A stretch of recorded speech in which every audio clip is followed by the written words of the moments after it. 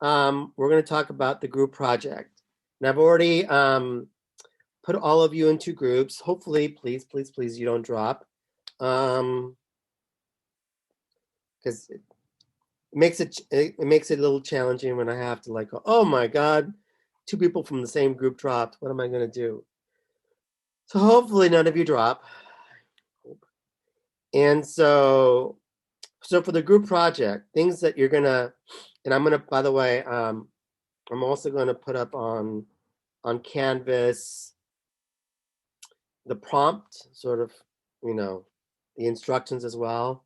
But I like to kind of go over the project as well, so that way there's no misunderstanding about what's my expectations, um, and so that way everybody's on the same page.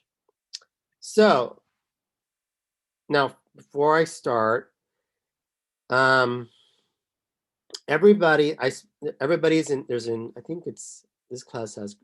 There's 25 students in this class, I think, 24. Anyways, there's 5 groups of 5, ideally, unless somebody dropped. And so you do want to delegate the responsibilities, pretty evenly. Like for instance, the last question of these steps is the most difficult. So that person, whoever's doing the group perception, that's the only question they should be working on. And everybody else should divvy up the whatever parts they want to do as they go through the prompt. So everybody else should do essentially 2. And on here, I didn't include editing. That's another part that you get graded on. And then that one person should be doing the group perception at the very end, and I'll talk about that shortly. So, anyways, the first part is essentially you're going to tell me, okay, which company are you focusing on?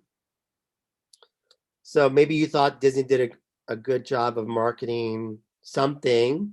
Maybe they did a good job of marketing something on their Disney Plus platform. I don't know. And talk about the specific industry that they're in. Let's say you're talking about streaming, or maybe it's theme parks, or maybe it's something to do with live entertainment. Although most of that has been sort of decimated. So do write about some past successes they've had, like some hits. Let's say if you're doing movies, um, any significant failures, or within this, you could also talk about any significant controversies, maybe that hurt the company. Maybe they were sued by somebody that really hurt them. So that's one part. The second part is more talking about recent stuff.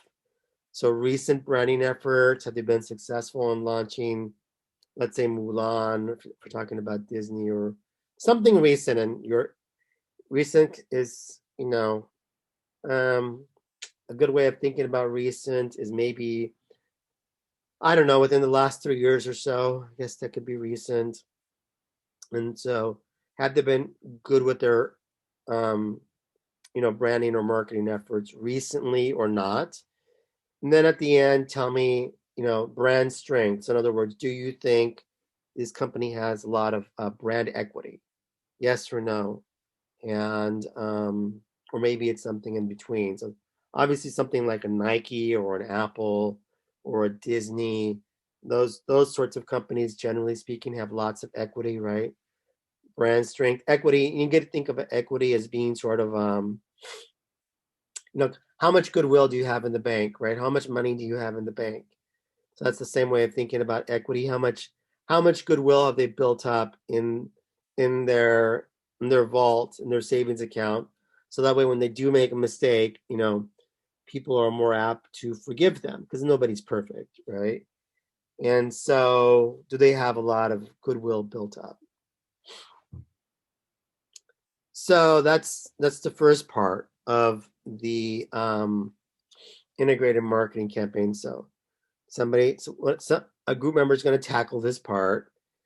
Number 2, somebody's going to tackle the situational analysis.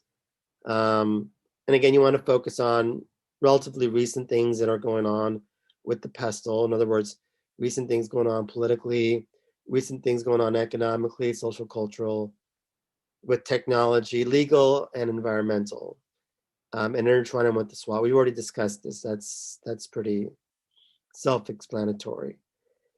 Now, um, so what is the objective, right? So what do they want to accomplish? What's their goal?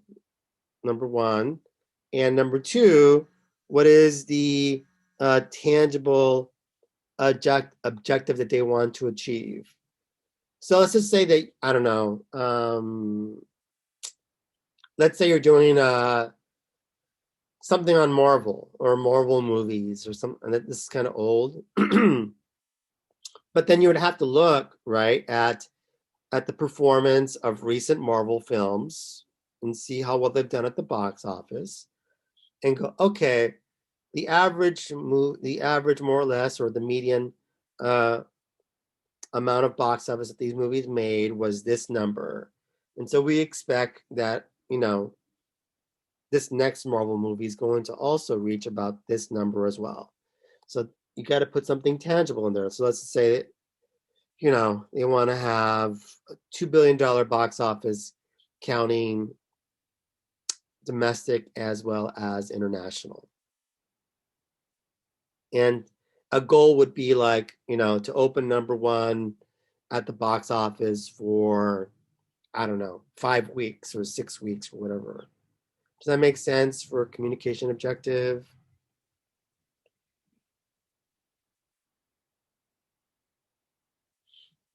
So within this objective also, you should consider or think about um, problems that they've had maybe in the past with their target audience.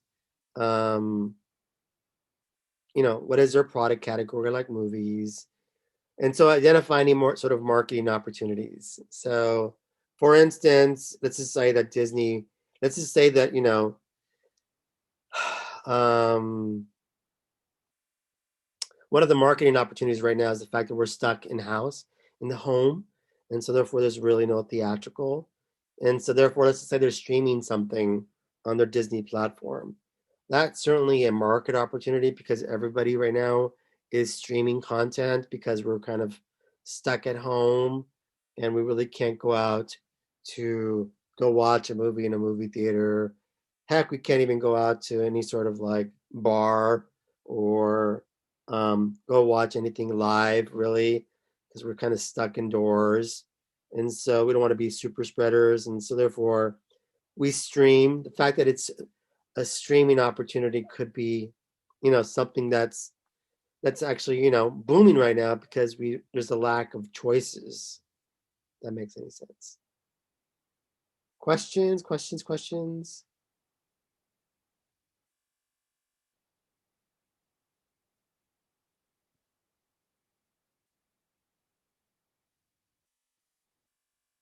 Okay, no, I will skip this. This is not that important. So objectives describe what it is that you want the target audience um, to behave, right? So generally speaking, right?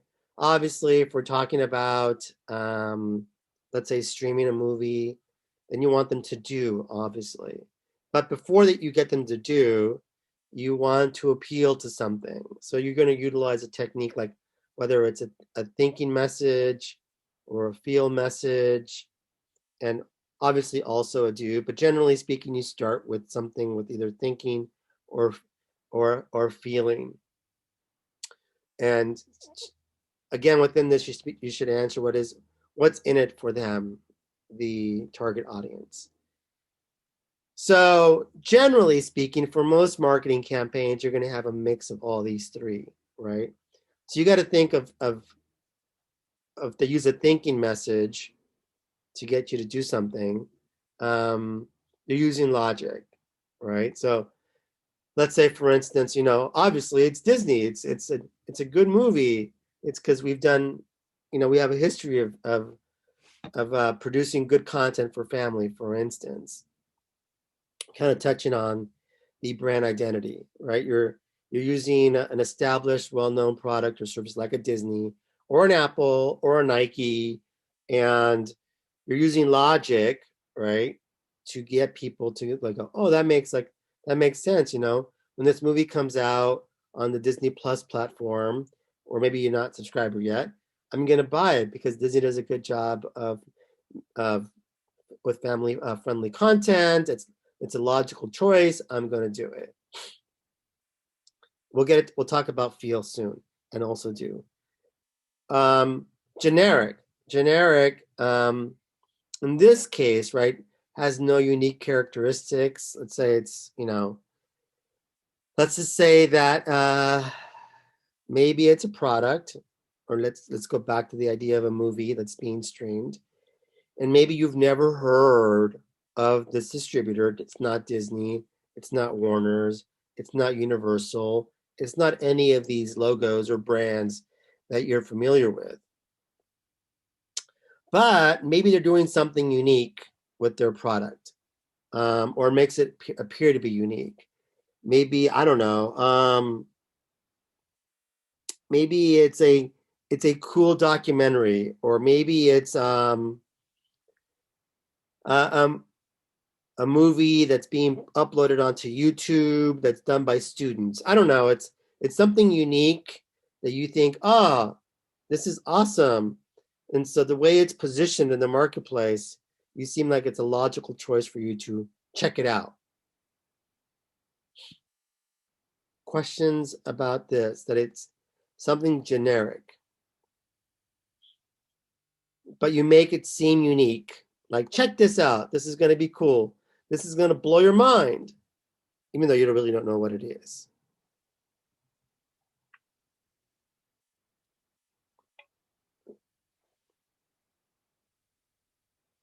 Now, a good example of the generic, mind you, you guys remember the fire festival? The disaster was the fire festival?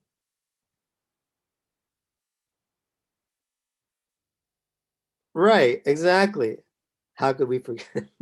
Exactly. Right. So, I mean, that idea initially was very generic, right? But they made it into something unique, like go check out this concert on the island. This is going to be so awesome. We're only going to target the influencers, and we're going to make something that's generic, right? A concert into something cool and unique. Because really, if you think about it, right, the idea of a concert really is, you know, not an event, is kind of, you know, it's kind of generic. If you think about the number of events that are going on in the marketplace. Right. Yes, Jack. And yes, they made an awesome documentary. By the way, you should all watch it if you have time. It's really fascinating. And so, just in terms, I think me personally, just watch it, just not because of the execution part, but it's just cool. On I thought it was just genius on how they made something generic that had really nothing unique about it into something incredible, and they generated such a buzz from it. Again, from the marketing perspective and promotional perspective, awesome. Of course, the execution part not so good. But anyways, that's a good example of generic logic. How does it use logic to convince you that this is the right choice? This is more um,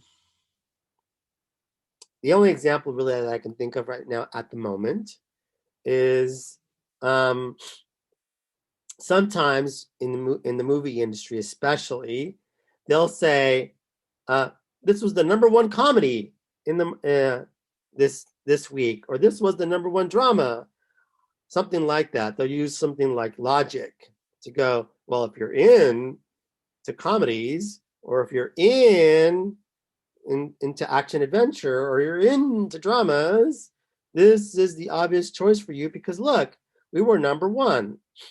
And so um, sometimes logic and brand identity could be highly mixed together, but I'm trying to separate the logic from the brand identity because sometimes you may not go to a movie because um, it's a Disney movie. You might go because, oh, well, this seems to be a hit right now.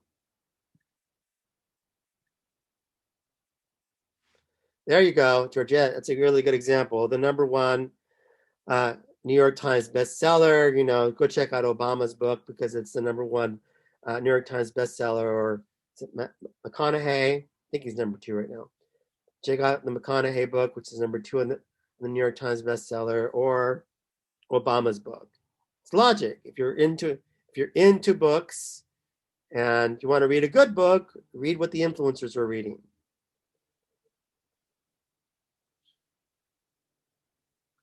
Well, a lot of it's constructed, Georgia. Let's just say that. It's not always real.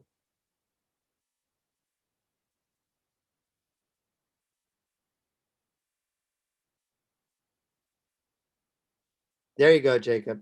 That's an excellent example. So that's they're using logic versus brand identity.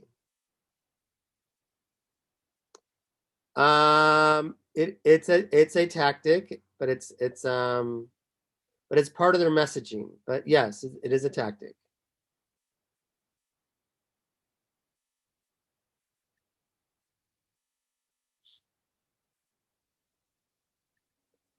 So there's more examples for this one on the feel messages. I don't want to like spend too much time because we're running out of time actually. But on the feel messages, you got to think about the feel messages strategies as sort of centering on emotion, right? So a brand image and how the target audience feels about the product. Again, if you think about Nike and Disney, by the way, Disney and Nike do an awesome job of intertwining their brand image with emotion. And so that once you integrate emotion and make people feel something, they stop thinking logically, right? This is where they're more apt to buy something on an impulse. And so brand image, I'm referring to essentially think about how Disney and especially Nike uses these very creative advertisements to make you feel something that makes you want to go out and buy their product. Attitude. What feelings can be created through the use of the product? Again, creating some sort of emotional tie with the audience. You see this a lot, although this is, again, sort of tied to the brand image. With the Super Bowl ads, right? Oftentimes, because only the big companies can afford these, but what they utilize oftentimes is that they want to either make you feel sad or they want to make you feel happy. Now, also with attitude, this also is utilized a lot with PSAs, trying to make you feel something, right? An emotional tie, like don't text and drive, because if you do, and typically they'll have like right, this person crashes right into somebody, a family or a kid or something like that, and you think to yourself, oh damn, that's tragic. And so, but they try to create some sort of emotional tie with the target audience. Going back to Nike, they promote the idea of a lifestyle, right? This is oftentimes used with fashion. So they try to appeal to you based off of a lifestyle that you have. Spokespeople. So sometimes they'll utilize spokespeople, influencers as sort of respectability. They'll play on your emotions. So again, think about this is again tied to attitude or some sort of memorable reaction. Again, this is tied to the brand image. An example of memorable reaction would be this. We're going to take a look at how this company has changed the way we watch TV and the way companies advertise. Here's Julia Borston.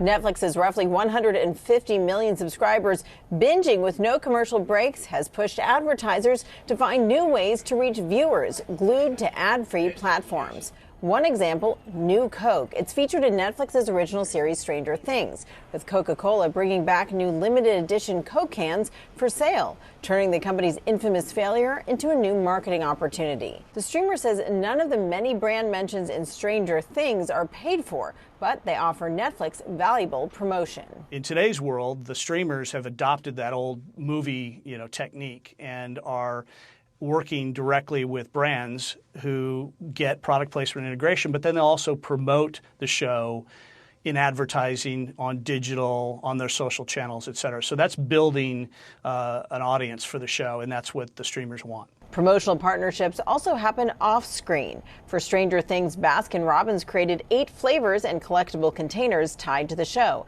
for its largest partnership, and its first with the streaming platform. And it's not just Netflix. Hulu was paid to feature Miller Coors beer in 10 episodes of its Into the Dark series. Hulu says brand integrations work better than 30-second spots on the platform, delivering a nearly 90% increase in purchase intent among viewers and a 75% increase in brand awareness. So really what they're doing here, right, this idea of brand integration is that essentially they want, especially for people like myself who are old, and I remember, when I watch Stranger Things, I remember about my childhood. And like, oh yeah, I remember that. And I remember that Coke when it first came out. So it's a memorable reaction for folks like myself, and maybe for some of you as well. Let's see, check.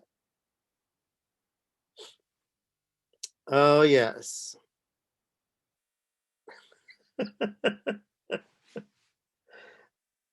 Yes, you guys are way better about picking out product placement than we ever were, but we didn't even notice it when we were kids. Maybe they didn't do it as much. I don't know. But anyways, any questions on what I mean by feel messages? Oops, somebody just said something.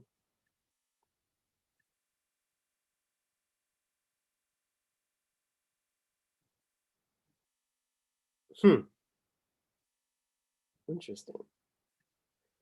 So again, are they using emotional messages or using logical messages to try to achieve their objective?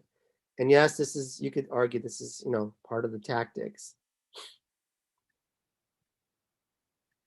And then last but not least, right, it's the do. And oftentimes also when they're doing these commercials, at the very end of the commercial, oftentimes they're going to tell you do, right? So yes, they may have something that has to do with logic, but then maybe at the end of their message, it might say do it. Or maybe the do part might be a separate commercial that comes along after the think or after the feel.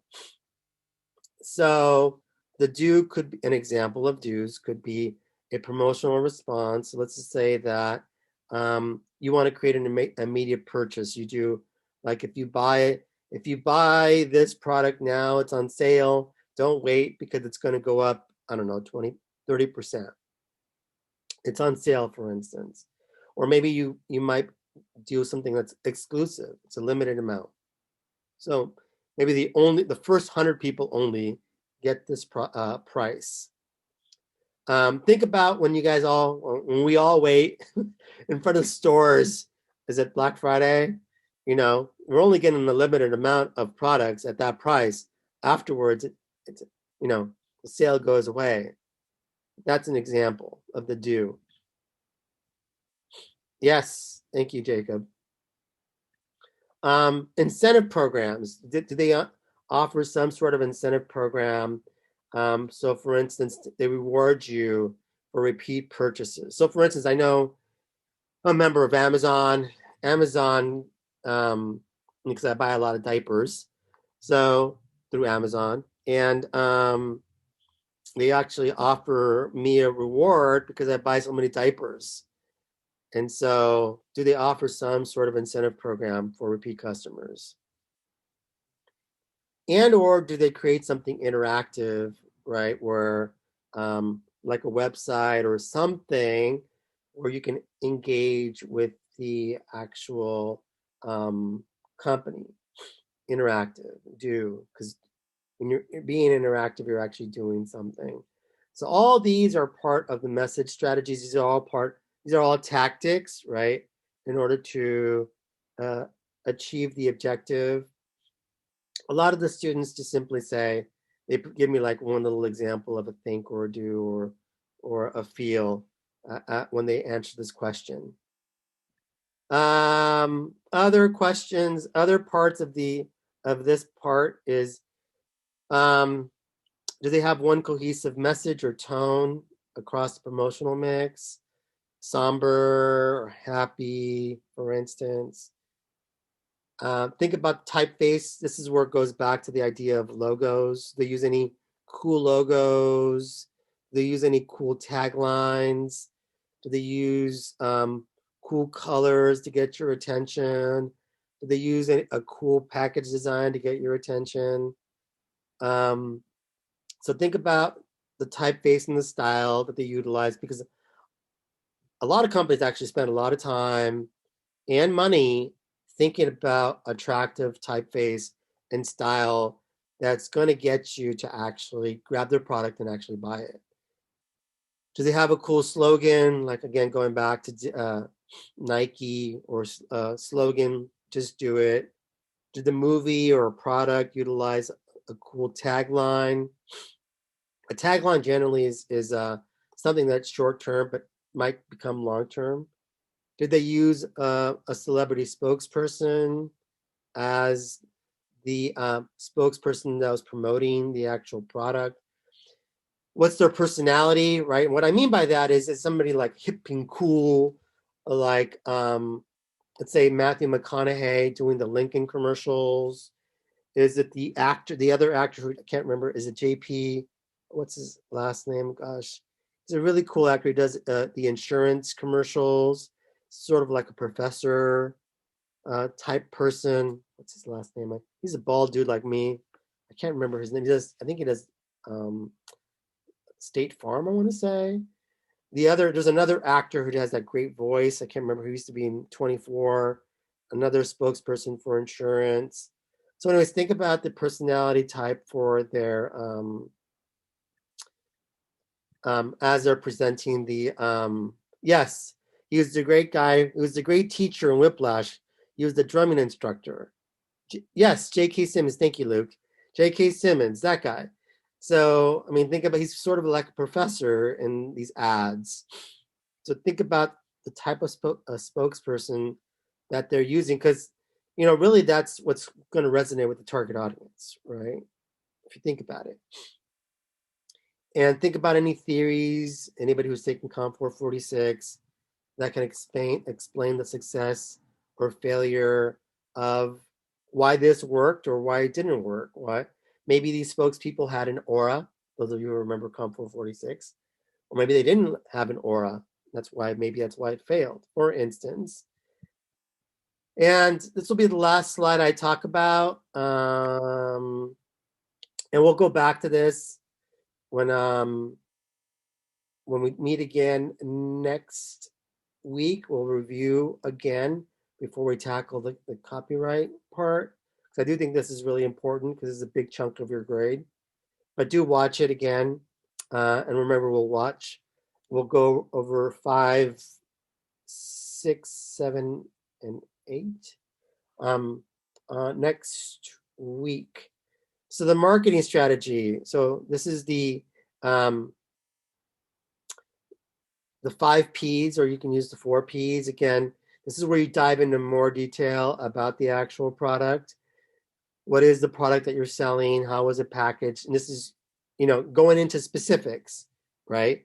The person just answering the objective is just saying they provided cool packaging, and with the product person, you actually, in more detail, okay, what do you mean by cool? Did they have any cool warranties? Like, for instance, a lifelong guarantee, something. What was the price? What were the terms? Could you buy it on cash or credit? Was it cash only? Did they provide any discounts to try to sell more products? Did they provide any sort of sales materials to sort of like help with the sales? Like, for instance, send out maybe flyers or something. I don't know. Um, to let you know there's actual sales going on. Promotion.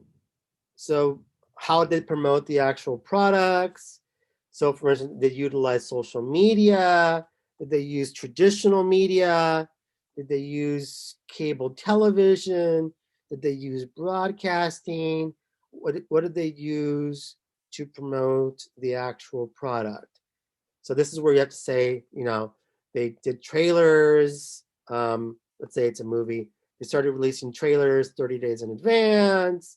They started doing 30-second commercials, 3 weeks prior to the actual um, launching of the film, those sorts of things on promotion. And then, of course, place, where could they buy the actual tickets? Where did they make them available? If there was movie theaters open, then you can say, oh, they could buy them at the theater, or they could buy them online. So I'll end there since it is 12:46. So is there any questions on this part?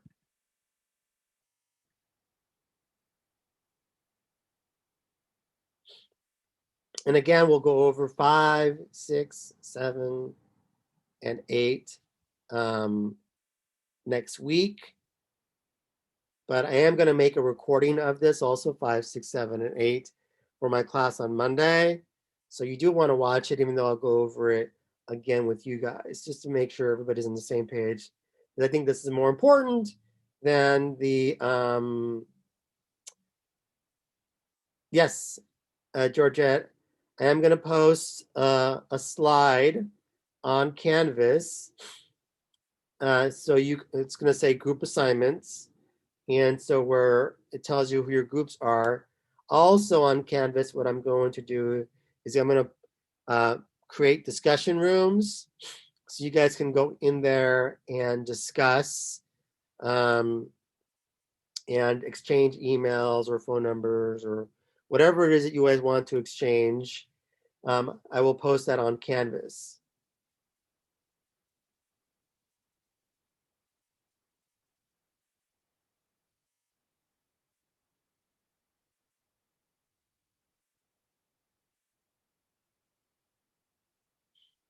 Any other questions? Sorry for going a tad over. I have a question regarding the case studies again. Okay.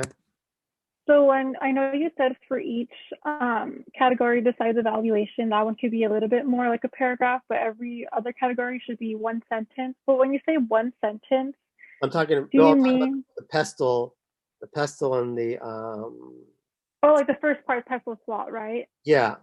The Yeah, other sorry. part can be a few sentences. Oh yeah, yeah. That's what I was referring to. I got kind of mixed up. But with the pestle SWOT part, you know how you said we have to use the parentheticals and indicate which like category it is. Yes. But as far as the sentence goes, is it like verbatim what the reading in the case study says, or are we like kind of paraphrasing it in our own words and being like, this is why it falls under, T as a threat? Like, I just want to get it clarified a bit more. You could take it straight out of. You can quote the actual case study, or you could paraphrase it. I would personally, if I was you, I would just take it straight out of the case study, and then at the end of that sentence, just put, an S, a W, an O, or a T. Okay, got it. Thank you.